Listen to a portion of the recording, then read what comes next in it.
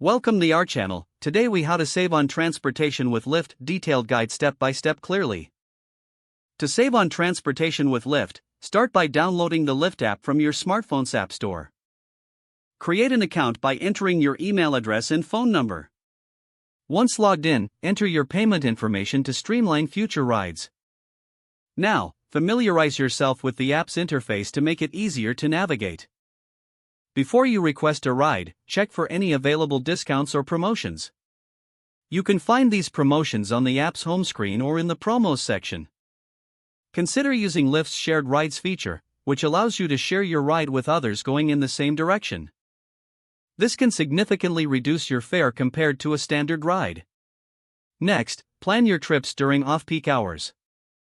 Rates can fluctuate based on demand, so riding during less busy times can save you money. Additionally, consider setting up a Lyft account linked to your company or university. Many organizations offer discounts or credits for their members, which can be a great way to save. When booking your ride, always compare the fare estimates for different ride types available. For example, Lyft offers options like Luxe, XL, and Standard rides. If you're traveling with friends or family, opt for an XL ride to split costs. Another excellent way to save is by taking advantage of Lyft's rewards program. Every ride you take earns you points that can lead to discounts on future rides. Make sure to check your points balance regularly and redeem them when your total qualifies for a discount. Finally, keep an eye on your ride history in the app. Reviewing past rides can help you identify patterns in spending and suggest ways to reduce costs. By following these steps, you can effectively save on transportation with Lyft.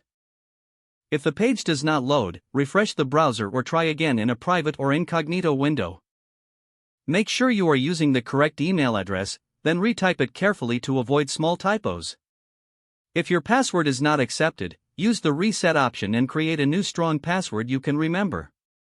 Check your spam folder for verification or security emails, then enable two-factor authentication if available to improve account security and reduce unauthorized access risk. After signing in, review your profile details so your contact information and settings are accurate and current. If you see an error message, note it down and try again after restarting your device and internet connection.